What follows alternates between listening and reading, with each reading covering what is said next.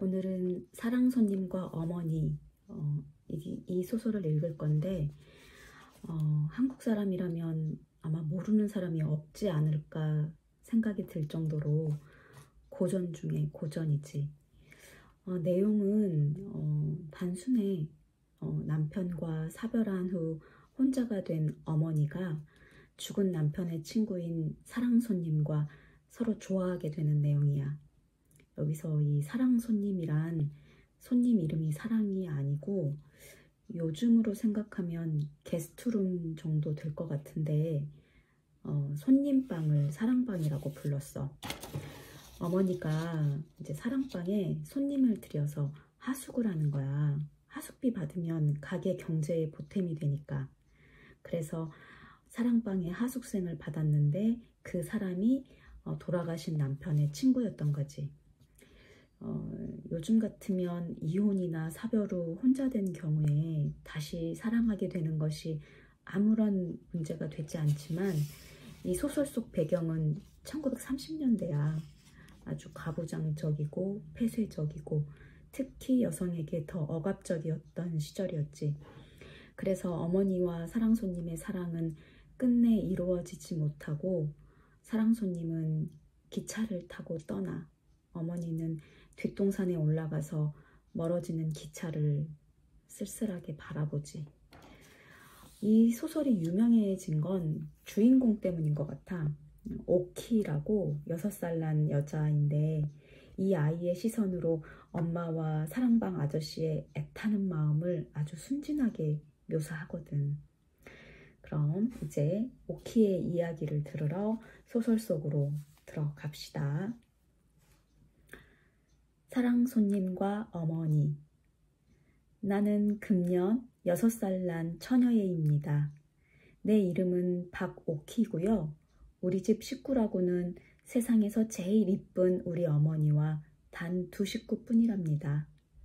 아차, 큰일 났군. 외삼촌을 빼놓을 뻔했으니. 지금 중학교에 다니는 외삼촌은 어디를 그렇게 싸돌아다니는지 집에는 끼니 때나 외에는 별로 붙어있지를 않아 어떤 때는 한 주일씩 가도 외삼촌 코빼기도 못 보는 때가 많으니까요. 깜빡 잊어버리기도 예사죠 뭘. 우리 어머니는 그야말로 세상에도 둘도 없이 곱게 생긴 우리 어머니는 금년 나이 24살의 과부랍니다. 과부가 무엇인지 나는 잘 몰라도 하여튼 동리 사람들이 날더러 과부딸이라고들 부르니까 우리 어머니가 과부인 줄 알지요. 남들은 다 아버지가 있는데 나만은 아버지가 없지요.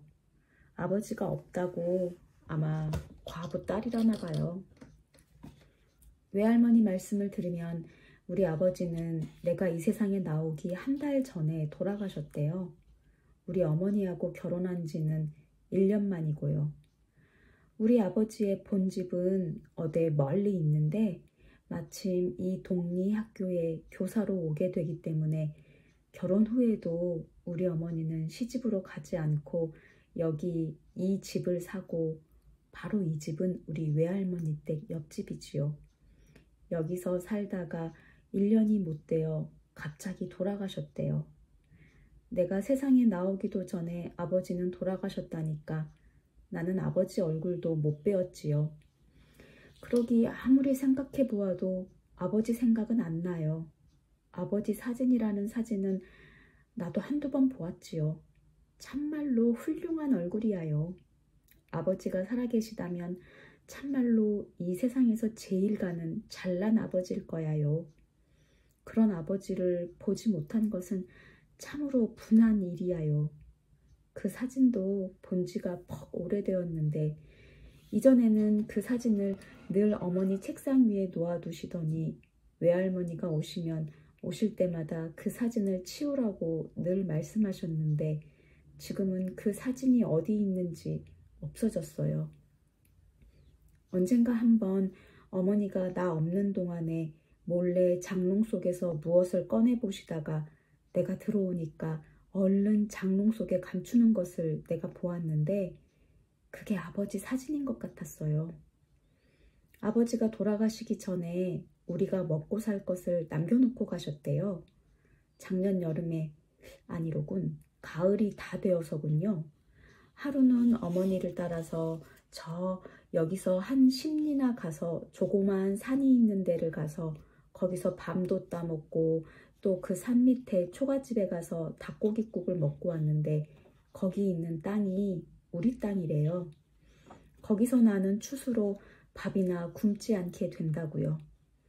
그래도 반찬 사고 과자 사고 할 돈은 없대요. 그래서 어머니가 다른 사람의 바느질을 맡아서 해주지요. 바느질을 해서 돈을 벌어서 그걸로 청어도 사고 달걀도 사고 내가 먹을 사탕도 사고 한다고요. 그리고 우리 집 정말 식구는 어머니와 나와 단 둘뿐인데 아버님이 계시던 사랑방이 비어 있으니까 그 방도 쓸 겸 또 어머니의 잔심부름도 좀 해줄 겸 해서 우리 외삼촌이 사랑방에 와 있게 되었대요. 금년 봄에는 나를 유치원에 보내준다고 해서 나는 너무나 좋아서 동무 아이들한테 실컷 자랑을 하고 나서 집으로 돌아오니까 사랑해서 큰외삼촌이 웬 낯선 사람 하나와 앉아서 이야기를 하고 있었습니다. 큰외삼촌이 나를 보더니 오키야 하고 부르겠죠. 오키야 이리 와서 이 아저씨께 인사드려라. 나는 어째 부끄러워서 비실비실 하니까 그 낯선 손님이 그 얘기 참 곱다. 자네 조카딸인가? 하고 큰애삼촌더러 묻겠지요. 그러니까 큰애삼촌은 내 누이의 딸 경선군의 유복녀 외딸일세 하고 대답합니다. 오키야 이리 응? 그 눈은 꼭 아버지를 닮았네 그려 하고 낯선 손님이 말합니다. 자 오키야 커다란 처녀가 왜 저 모양이야. 어서 와서 이 아저씨께 인사해. 너희 아버지 옛날 친구신데 오늘부터 이 사랑에 계실 텐데 인사 여쭙고 친해두어야지. 나는 이 낯선 손님이 사랑방에 계시게 된다는 말을 듣고 갑자기 즐거워졌습니다. 그래서 그 아저씨 앞에 가서 사부시 절을 하고는 그만 안마당으로 뛰어 들어왔지요. 그 낯선 아저씨와 큰외삼촌은 소리를 내서 크게 웃더군요. 나는 안방으로 들어오는 나름으로 어머니를 붙들고 엄마, 사랑방에 큰삼촌이 아저씨를 하나 데리고 왔는데 그 아저씨가 이제 사랑에 있는데 하고 법석을 하니까 그래 하고 어머니는 벌써 안다는 듯이 대수롭지 않게 대답을 하더군요. 그래서 나는 언제부터 와 있나? 하고 물으니까 오늘부터. 아이고 좋아 하고 내가 손뼉을 치니까 어머니는 내 손을 꼭 붙잡으면서 왜 이리 수선이야? 그럼 작은 외삼촌은 어디로 가나? 외삼촌도 사랑에 계시지. 그럼 둘이 있나?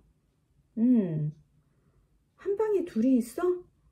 왜? 그 장진문 닫고 외삼촌은 아랫방에 계시고 그 아저씨는 윗방에 계시고 그러지. 나는 그 아저씨가 어떠한 사람인지는 몰랐으나 첫날부터 내게는 퍽 고맙게 굴고 나도 그 아저씨가 꼭 마음에 들었어요. 어른들이 저희끼리 말하는 것을 들으니까 그 아저씨는 돌아가신 우리 아버지와 어렸을 적 친구라고요. 어디 먼 데 가서 공부를 하다가 요새 돌아왔는데 우리 동리 학교 교사로 오게 되었대요. 또 우리 큰애 삼촌과도 동무인데 이 동리에는 하숙도 별로 깨끗한 곳도 없고 해서 우리 사랑으로 와 계시게 되었다고요. 또 우리도 그 아저씨한테 밥값을 받으면 살림의 보탬도 좀 되고 한다고요. 그 아저씨는 그림책들이 얼마든지 있어요. 내가 사랑방으로 나가면 그 아저씨는 나를 무릎에 앉히고 그림책들을 보여줍니다. 또 가끔 과자도 주고요. 어느 날은 점심을 먹고 이내 살그머니 사랑에 나가 보니까 아저씨는 그때서야 점심을 잡수셔요. 그래 가만히 앉아서 점심 잡수는 걸 구경하고 있노라니까 아저씨가 오키는 어떤 반찬을 제일 좋아하누? 하고 묻겠죠. 그래 삶은 달걀을 좋아한다고 했더니 마침 상에 놓인 삶은 달걀을 하나를 집어주면서 나더러 먹으라고 합니다. 나는 그 달걀을 벗겨 먹으면서 아저씨는 무슨 반찬이 제일 맛나우? 하고 물으니까 그는 한참이나 빙그레 웃고 있더니 나도 삶은 달걀 하겠지요. 나는 좋아서 손뼉을 찰칵찰칵 치고 나와 같네. 그럼 가서 어머니한테 알려야지 하면서 일어서니까 아저씨가 꼭 붙들면서 그러지 말어 그러시겠지요. 그래도 나는 한번 마음을 먹은 데면 꼭 그대로 하고야 마는 성미지요. 그래 앞마당으로 뛰쳐들어가면서 엄마 사랑 아저씨도 나처럼 삶은 달걀을 제일 좋아한대 하고 소리를 질렀지요. 떠들지 말어 하고 어머니는 눈을 흘기십니다. 그러나 사랑 아저씨가 달걀을 좋아하는 것이 내게는 썩 좋게 되었어요. 그것은 그 다음부터는 어머니가 달걀을 많이씩 사게 되었으니까요. 달걀 장수 노파가 오면 한꺼번에 10알도 사고 20알도 사고 그래선 두고두고 삶아서 아저씨 상에도 놓고 또 을에 나도 하나씩 주고 그래요. 그뿐만 아니라 아저씨한테 놀러 나가면 가끔 아저씨가 책상 서랍 속에서 달걀을 한두 알 꺼내서 먹으라고 주지요. 그래 다음부터는 나는 아주 실컷 달걀을 많이 먹었어요. 나는 아저씨가 아주 좋았어요. 그렇지만은 외삼촌은 가끔 툴툴하는 때가 있었어요. 아마 아저씨가 마음에 안 드나 봐요. 아니 그것보다도 아저씨 상심부름을 꼭 외삼촌이 하게 되니까 그것이 싫어서 그러나 봐요. 한 번은 어머니와 외삼촌이 말다툼하는 것까지 내가 들었어요. 어머니가 야, 또 어디 나가지 말고 사랑에 있다가 선생님 들어오시거든 상 내가야지 하고 말씀하시니까 외삼촌은 얼굴을 찡그리면서 제길 남 어디 볼 일이 있는 날은 의뢰 끼니 때 안 들어오고 늦어지니 하고 툴툴대겠지요. 그러니까 어머니는 그러니 어쩌겠니? 너밖에 사랑 출입할 사람이 어디 있니? 누님이 좀 상 들고 나가구려. 요새 세상에 내외합니까? 어머니는 갑자기 얼굴이 빨개지시고 아무 대답도 없이 그냥 외삼촌에게 향하여 눈을 흘기셨습니다.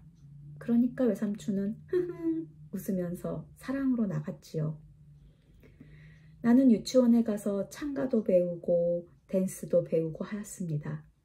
유치원 여자 선생님이 풍금을 아주 썩 잘 타요. 그런데 우리 유치원에 있는 풍금은 우리 예배당에 있는 풍금과는 아주 다른데 퍽 조그마한 것이지만은 소리는 썩 좋아요. 그런데 우리 집 윗간에도 유치원 풍금과 똑같이 생긴 것이 놓여 있는 것이 갑자기 생각이 났어요. 그래 그날 나는 집으로 오는 길로 어머니를 끌고 윗간으로 가서 엄마 이거 풍금 아니유? 하고 물으니까 어머니는 빙그레 웃으시면서 그렇단다. 그걸 어찌 알았니? 우리 유치원에 있는 풍금이 이것과 꼭 같은데 뭘. 그럼 엄마도 풍금 탈 줄 아우? 하고 나는 다시 물었습니다. 그것은 내가 이때껏 한 번도 어머니가 이 풍금 앞에 앉은 것을 본 일이 없기 때문입니다. 엄마는 아무 대답도 아니하십니다.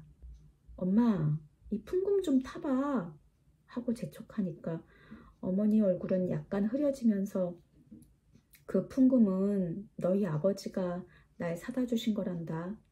너희 아버지 돌아가신 후에는 그 풍금은 이때까지 뚜껑도 한번 안 열어보았다. 이렇게 말씀하시는 어머니 얼굴을 보니까 금방 또 울음보가 터질 것만 같아 보여서 나는 그만 엄마 나 사탕 줘 하면서 아랫방으로 끌고 내려왔습니다. 아저씨가 사랑에 와 계신 지 벌써 여러 밤을 잔 뒤입니다. 아마 한 달이나 되었지요. 나는 거의 매일 아저씨 방에 놀러 갔습니다. 어머니는 나더러 그렇게 가서 귀찮게 굴면 못 쓴다고 가끔 꾸지람을 하시지만 정말인즉 나는 조금도 아저씨를 귀찮게 굴지는 않았습니다. 도리어 아저씨가 나를 귀찮게 굴었지요. 오키 눈은 아버지를 닮았다. 그 고운 코는 아마 어머니를 닮았지. 고 입하고 그러냐 안 그러냐? 어머니도 오키처럼 곱지, 응? 이렇게 여러 가지로 물은 적도 있습니다. 그래 나는 아저씨 입대에 우리 엄마 못 봤소? 하고 물었더니 아저씨는 잠잠합니다. 그래 나는 우리 엄마 보러 들어갈까? 하면서 아저씨 소매를 잡아당겼더니 아저씨는 펄쩍 뛰면서 아니 안 돼. 난 지금 분주해서 하면서 나를 잡아 끌었습니다. 그러나 정말로는 무슨 그리 분주하지도 않은 모양이었어요. 그러기 나더러 가란 말도 않고 그냥 나를 붙들어 앉아서 머리도 쓰다듬어 주고 뺨에 입도 맞추고 하면서 요 저고리 누가 해주지? 밤에 엄마하고 한자리에서 자니? 라는 둥 쓸데없는 말을 자꾸만 물었지요. 그러나 웬일인지 나를 그렇게도 귀여워해주던 아저씨도 아랫방에 외삼촌이 들어오면 갑자기 태도가 달라지지요. 이것저것 묻지도 않고 나를 꼭 껴안지도 않고 점잖게 앉아서 그림책이나 보여주고 그러지요. 아마 아저씨가 우리 외삼촌을 무서워하나 봐요.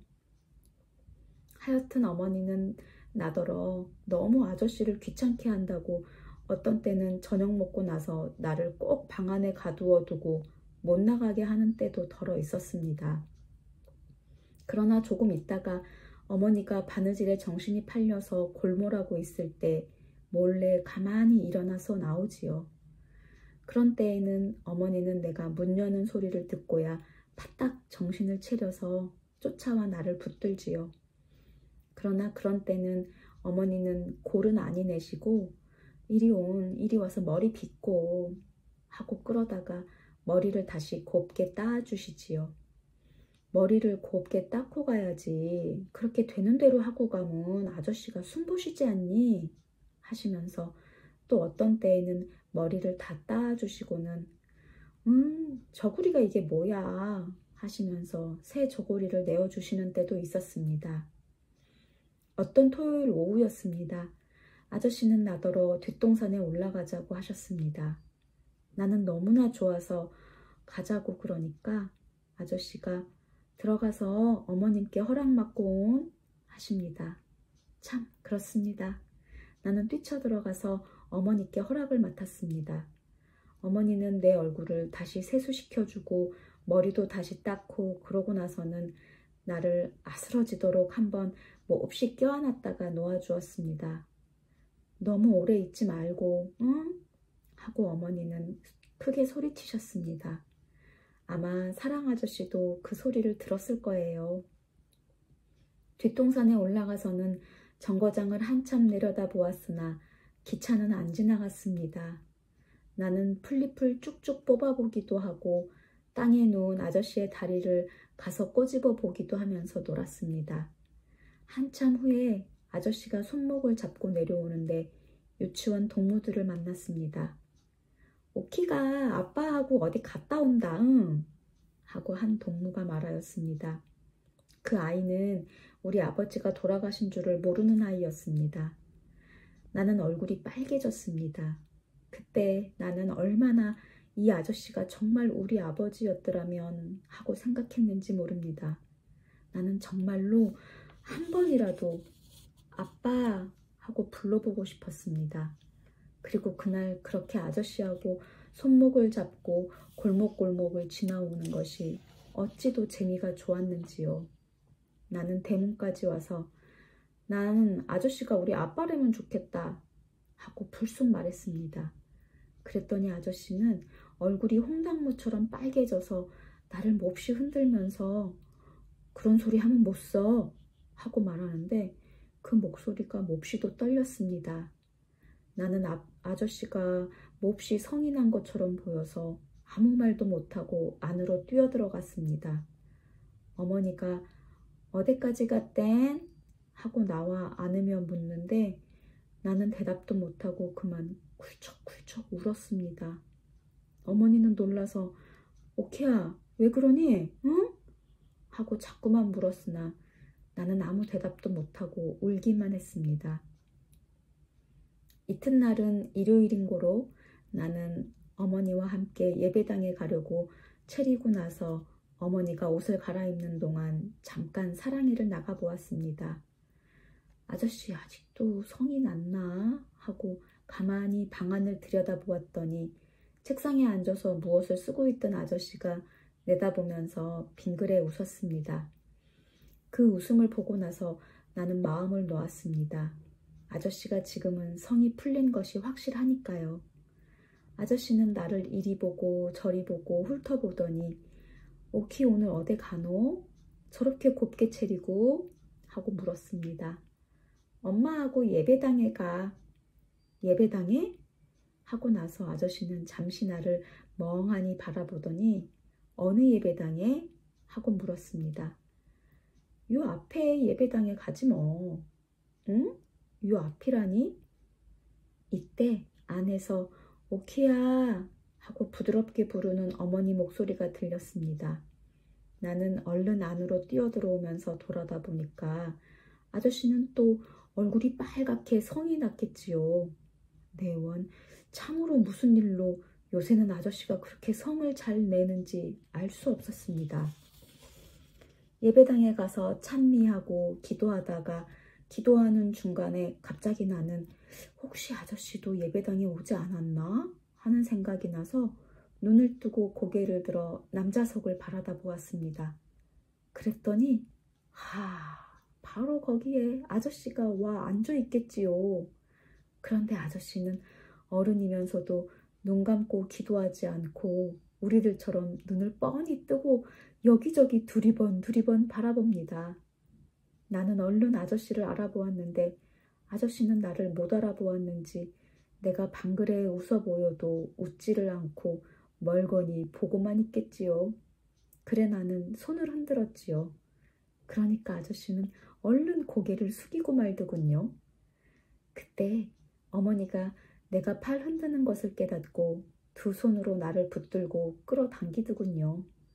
나는 어머니 귀에다 입을 대고 저기 아저씨도 왔어 하고 속삭이니까 어머니는 흠칫하면서 내 입을 손으로 막고 막 끌어잡아다가 옆에 앉히고 고개를 누르더군요. 보니까 어머니도 얼굴이 홍당무처럼 빨개졌군요. 그날 예배는 아주 잼뱅이었지요. 웬일인지 예배가 다 끝날 때까지 어머니는 성이 나서 강대만 향하여 앞으로 바라보고 앉았고 이전 모양으로 가끔 나를 내려다보고 웃는 일이 없었어요. 그리고 아저씨를 보려고 남자석을 바라다 보아도 아저씨도 한 번도 바라다 보아 주지 않고 성이 나서 앉아있고 어머니는 나를 보지도 않고 공연히 꽉꽉 잡아당기지요.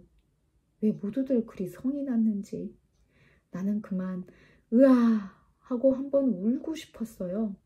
그러나 바로 멀지 않은 곳에 우리 유치원 선생님이 앉아있는 고로 울고 싶은 것을 아주 억지로 참았답니다.